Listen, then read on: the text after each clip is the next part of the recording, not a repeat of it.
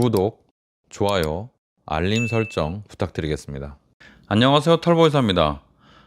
우리 다이어트 관심 많으시죠? 오늘은 고도비만 환자가 살을 빼려면 운동을 병행해야 된다는 그런 정보에 대해서 제가 말씀드려 보도록 하겠습니다. 결론부터 말씀드리면 잘못된 정보입니다.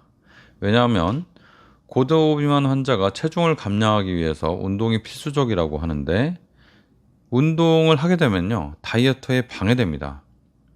고도비만 환자는요, 운동보다 식이요법이 더 중요하고, 운동을 병행할 경우에는 여러 가지 부작용이 발생할 수가 있고요. 가장 중요한 것은 다이어트를 할 수가 없어요.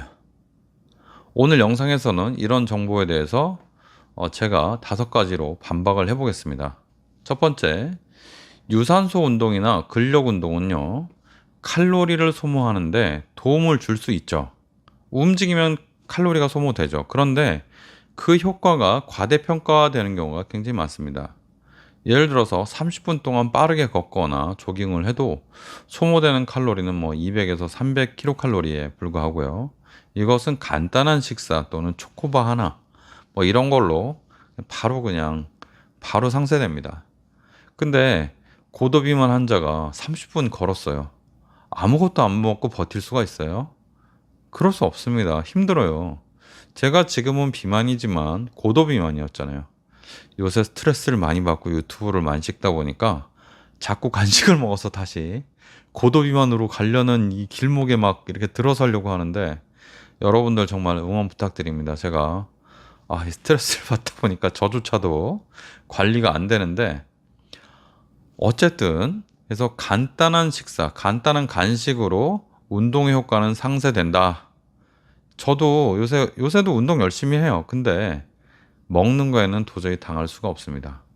그래서 고도비만 환자들은요, 운동만으로는 체중 감량이 절대 불가능합니다. 칼로리로 태워라 그러는데 칼로리로 태워지지가 않습니다. 태워도 먹는 양은 조금 들어와도 칼로리는 많이 태워야 됩니다. 무슨 말인지 아시겠죠? 그러니까 조금만 들어와도 이거를 없애려면 많이 태워야 된다. 근데 고도비만 환자는 이만큼 태우면요, 이만큼 먹습니다. 불가능해요. 그래서 운동으로 하려면 이거 정말 문제가 많다. 그래서 살을 빼려면 헬스클럽을 가면 안 된다. 예. 두 번째, 식이 조절이 어려운 사람에게는요, 운동이 오히려 부담이 될 수 있다는 겁니다. 고도비만 환자들은 이미 식이 조절에 어려움을 겪고 있는 게 굉장히 많습니다. 살을 빼기 위해서는 덜 먹는 것이 가장 좋은 방법이죠. 근데 식이 조절 자체가 굉장히 어렵기 때문에 내 신경, 내 의지를 모두 모아서 식사량을 줄이는데 오롯이 이렇게 딱 집중을 해야 됩니다.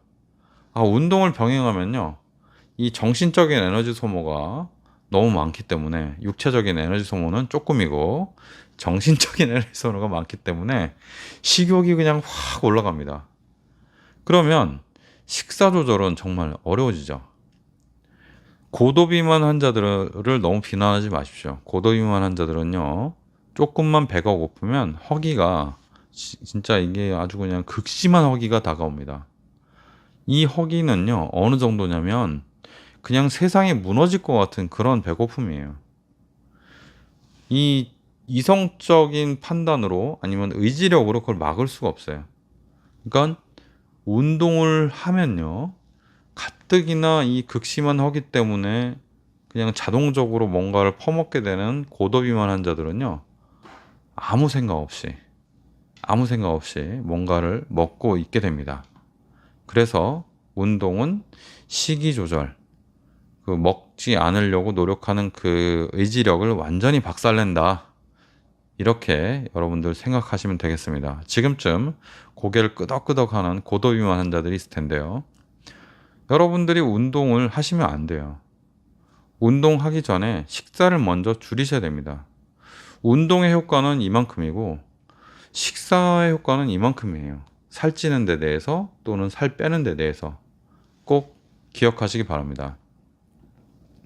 고도비만 환자들이 또 이렇게 열심히 운동을 이렇게 하는 것도 있지만, 운동을 계속 하다 보면 근육이 늘어서 기초 대사량이 높아진다. 그래서 뭐 칼로리를 잘 태울 수 있다. 이렇게 말씀하시는데요. 물론 맞는 말입니다. 그런데 이 기초 대사량이 실제로 증가하기까지는 시간이 많이 걸립니다. 그리고 식욕도 따라서 증가하죠. 아, 운동을 했더니 그냥 밥맛이 너무 좋아.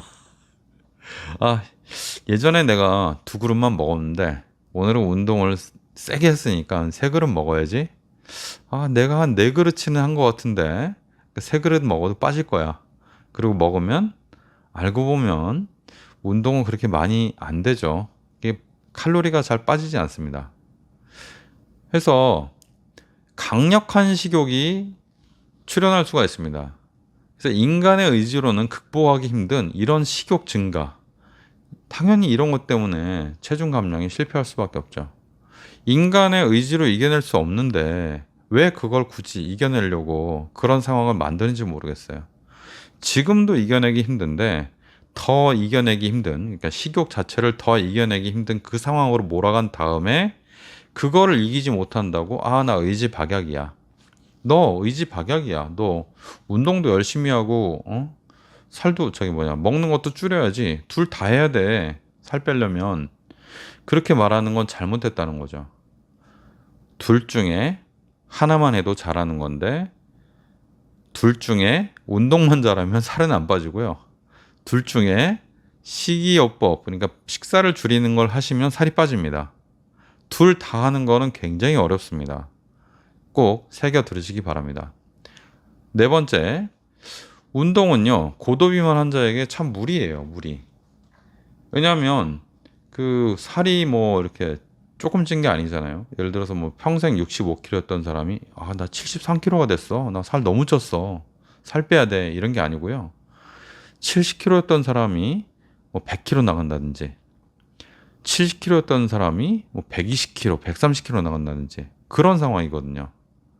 그런데 우리 근골격계, 뭐 뼈의 골격이나 어떤 근육들 이런 것들이 다 따라가서 이렇게 꽉 잡아주지 못하기 때문에 운동을 살살 할 땐 괜찮은데 세게 하시면요 몸에 무리가 당연히 갑니다. 관절이나 척추 조금만 무리해도 당연히 해롭죠. 그냥 관절은 다 망가지고 마모되고요. 척추는 뭔가 계속 이 무리가 가서 문제가 자꾸 생길 수 있습니다. 조금 체중이 느는 건 괜찮은데 많이 체중이 늘면 이거는 관절에 큰 손상을 입힐 수 있죠. 그래서 고도비만 환자들한테 제가 제안을 드리는 거는 처음에는 그 운동에 너무 치중하지 마시고 식이 조절로 일단 체중을 감량한 후에 부상 위험이 어느 정도 줄어든 상태에서 그리고 살 빠지는 재미를 좀 느낀 다음에 그 다음에 점진적으로 운동을 도입하는 것이 바람직하지 않나 그런 생각입니다. 다섯 번째, 그래서 운동으로 인한 식욕 조절 효과를 또 노리는 분들이 있거든요. 아, 운동을 하면 저도 한번 그 다이어트에서 언급한 적이 있는데요. 운동을 꾸준히 하면 식욕 조절이 좀 된다. 이런 말씀을 제가 드렸었거든요. 걷기에 대해서. 아, 맞는 말이에요. 맞는 말이에요. 근데 운동을 어느 정도 잘 해야 식욕 조절이 되는데 운동을 제대로 하지 못하고 깨작하다가 말았다. 아, 이건 의미가 없죠. 운동을 조금 하다 말았는데 뭐 어떻게 식욕 조절이 됩니까? 운동을 해서 어느 정도 몸이 운동에 적응되고 어떤 페이스에 들어갔을 때 그때 식욕 조절이 된다는 거죠. 그래서 운동의 긍정적인 효과가 나오려면요. 운동을 원활하게 할 수 있어야 됩니다. 고도비만 환자에게는 운동으로 인한 식욕 감소의 효과를 경험하기가 어렵고 오히려 운동으로 인한 극심한 엄청난 식욕의 상승을 경험할 수가 있다. 그래서 이거는요. 운동으로 인한 어떤 몸의 변화, 호르몬 변화 이런 것보다 식욕 자체가 어마어마하게 그냥 늘어서 우리가 그거에 굴복하고 만다. 이렇게 생각하면 되겠습니다. 그래서 운동도 하면서 식욕도 한 번에 줄이겠다. 이렇게 과욕을 부리지 않으셨으면 좋겠습니다. 오늘 그 요점을 말씀드리면요. 고도비만 환자한테는 운동보다 식이 조절 자체에 더 집중을 해야 된다. 운동 자꾸 생각하지 마시고 식이요법에 그냥 집중하십시오. 한 가지만 집중하세요. 저도 그렇게 살을 뺐고 제 주변에 있는 고도비만 환자들도 그렇게 살을 뺐고 그런 분들이 굉장히 많고 제가 피드백으로 유튜브에서도 얘기를 듣고 있습니다. 체중 감량을 위해서는 각자의 상황에 맞는 적절한 방법을 선택하셔야 되는데 고도비만 환자에서는 꼭 운동과 식이 조절을 병행하지 마시고 식이 조절을 우선적으로 했으면 좋겠습니다. 마지막으로 한마디만 더 말씀드리면 그럼 운동을 난 정말 하고 싶은데 어떻게 되냐? 그러면은 그 식이 조절이나 살 빼는 거 전혀 생각하지 마시고 그냥 운동만 하세요.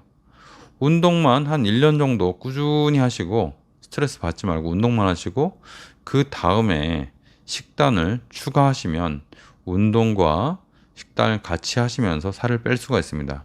그런 상황이 아니면요. 절대로 두 개를 같이 하시면 나는 이건 실패하겠다라는 말과 똑같은 겁니다. 물론 인간의 어떤 한계를 뛰어넘는 거의 뭐 상위 1%의 그런 멘탈을 가지신 분들은 괜찮습니다. 해도 됩니다.